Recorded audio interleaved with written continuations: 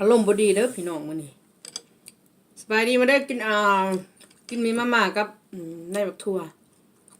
มื้อนี้ขี้ข้านเฮ็ดกินหลายมื้อนี้ข้านบ่อยากเฮ็ดกินก็ต้องได้เฮ็ดกินมาม่าก่อน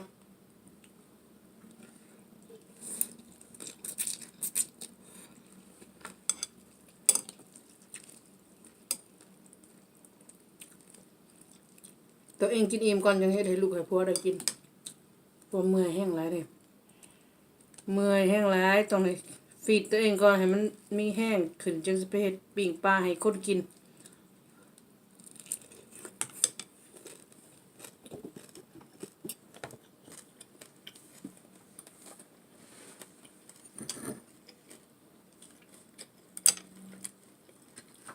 กินมาม่า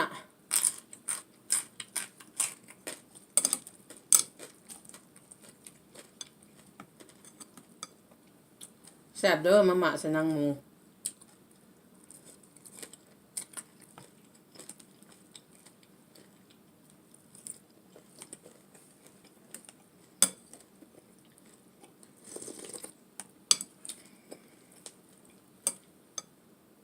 มาม่า2ห่อ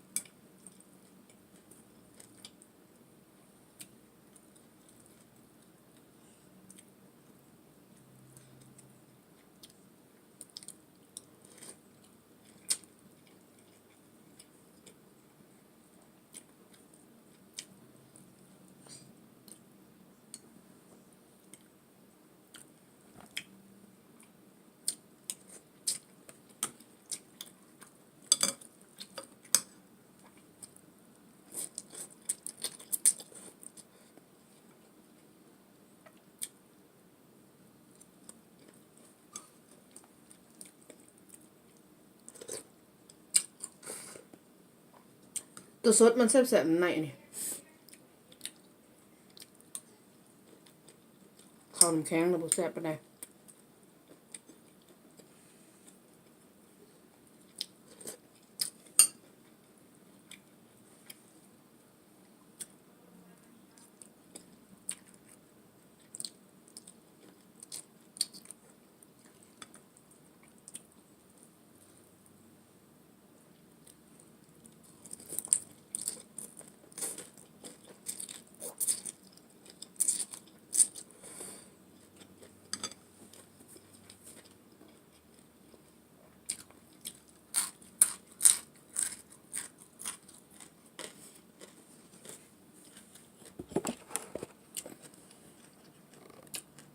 อืมขากล่องก็ได้เนาะ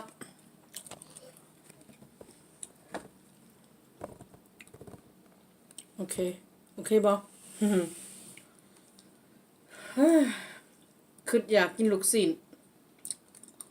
ว่าเส้นลูกชิ้นหมูกินคักๆลูกชิ้นไก่กินคักๆก็ค้านจะเป็นขี้ข้านมาแต่งานเมื่อยแล้วก็บ่อยากเฮ็ดหยัง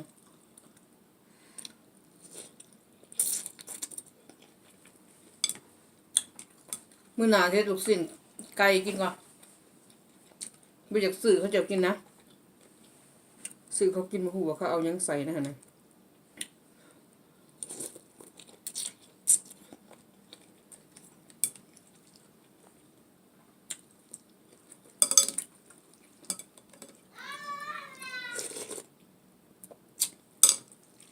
คันเป็นลูกชิ้นต้องเฮ็ดกินเอง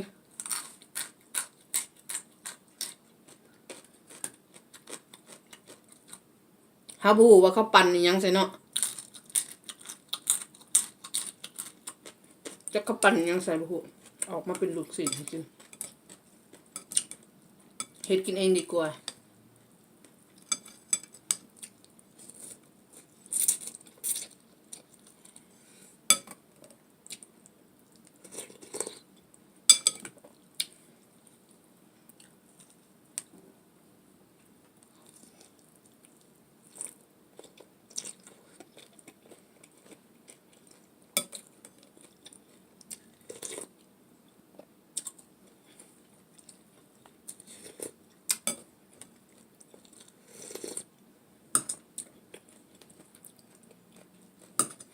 ว่าแม่นมักสตอเด้อว่าแม่นมักสตอเด้อในอันนี้เด้อในหมกทั่วผงญี่ปุ่นเด้อนี่เด้อ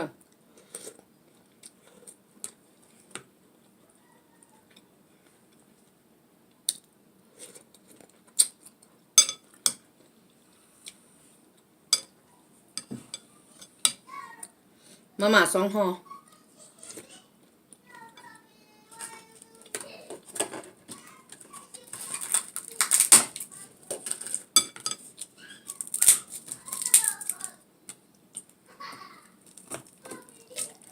มาม่า2 ห่อ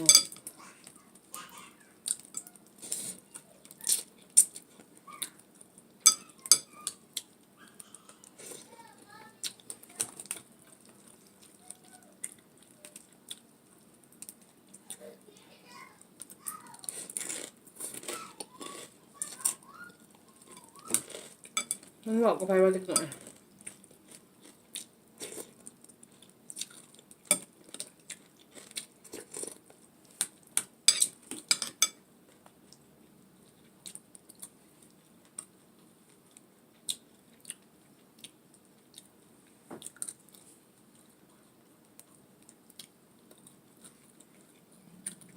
กินได้อันนี้แทนสิ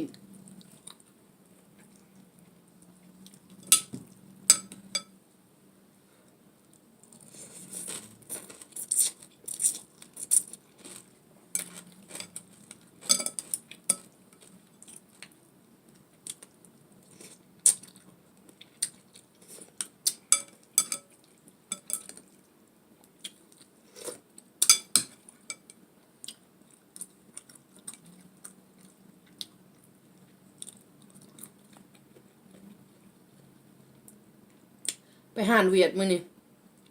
ไปซองมึงหานเวียดซองมึงสินหมูสินงัวเบิ่งไปเบิ่งมาแล้วบ่อยากคือขี้เดียดซ้ำเอาคือขี้เดียดสินซ้ำบัดไปเบิ่งกระปูไปเบิ่งกุ้งก็คือข้านปอกเล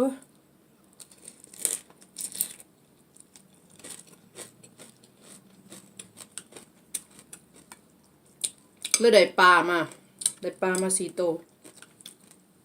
ซื้อปลานิ่นกับปลาปันบ่ปลาปันกับปลานิ่น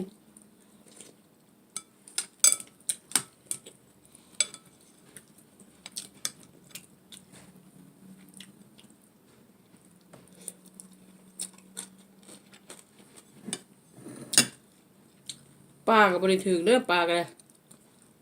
มีแต่ตัวแพงๆอาหารแพงหลายขนาดนี้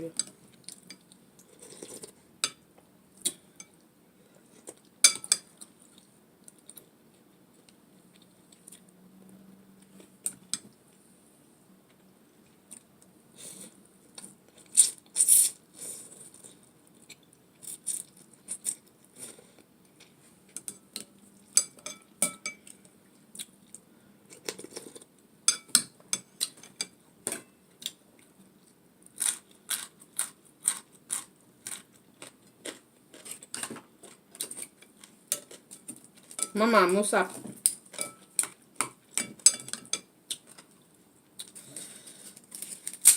มันมีหลายแบบเนาะมาม่าก็ได้นี่แต่แบบนี้มันกินง่ายแค่นี้บางอันก็จางโพดบางอันก็เผ็ดโพดตัวนี้พอดี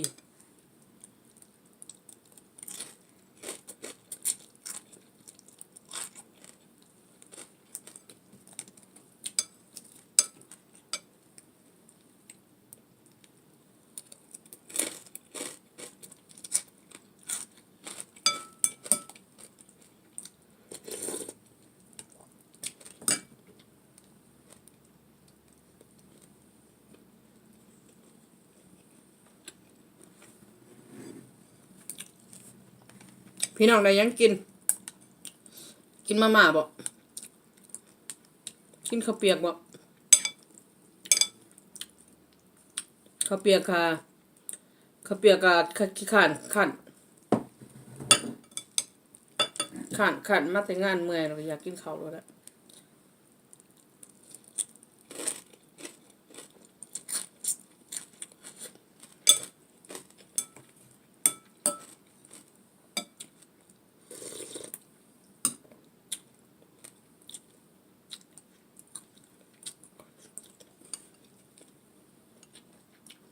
กินทีละไหนเอาคือว่าแซ่บ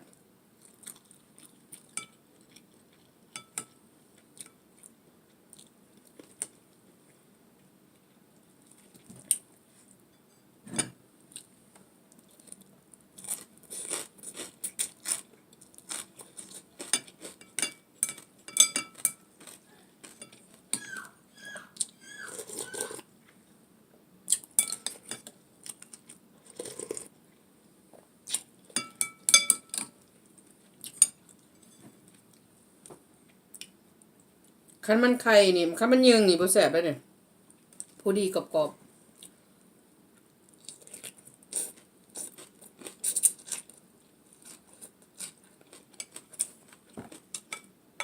บอกมาม่านี่นะบอกมีมาม่าเนี่ยคันมันยืงนี่บ่แซ่บจากแล้วบางคนบางยืง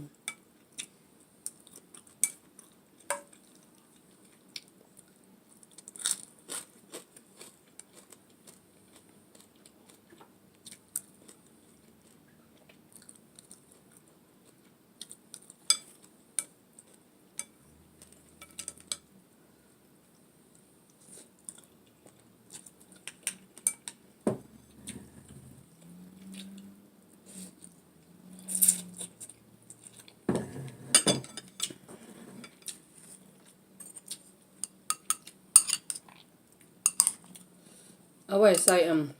ตำบักหุ่งก่อนใส่แทนมักสตอ แซ่บคือกันแหละมันหาบ่คิ้วมันโมเมนต์คือมักสตอนะมันมักสตอเมนปากแล้วกินเลยไปทำงานมันเขาสิว่าบ่ได้ฟาดแขว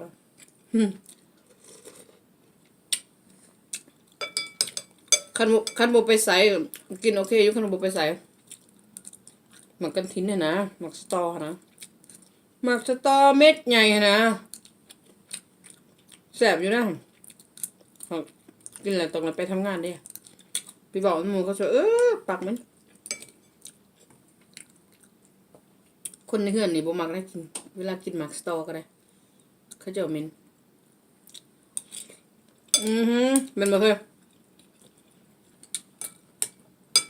มันบ่เคยนอนรับแล้วบ่นอนรับไปบอกผัวเขากันเลยแฟนเขาได้แฟนเขาบอกคือผัวเขากินมาม่าแล้วปิ้งปลาให้คนกินก่อนต้องได้เทคแคร์ตัวเองก่อนเมื่อยหลายมางานเขากินเขาลงกับไม่แห้งก่อนให้กิน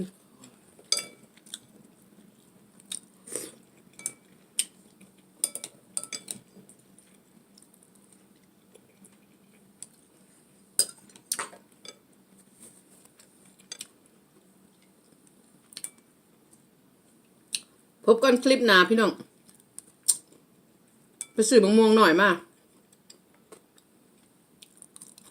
จะกินสมอ่างอีกแหละมะม่วงน้อยเดียวเขาขายแพงโพดมะม่วงน้อย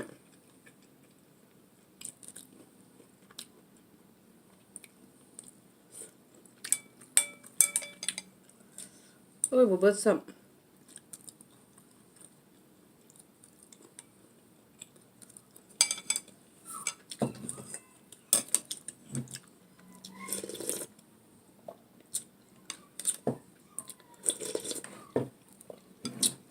ทนนี้พี่น้อง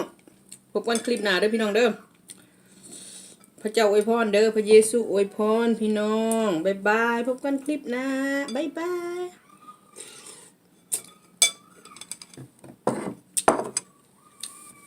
อบใจพี่น้อง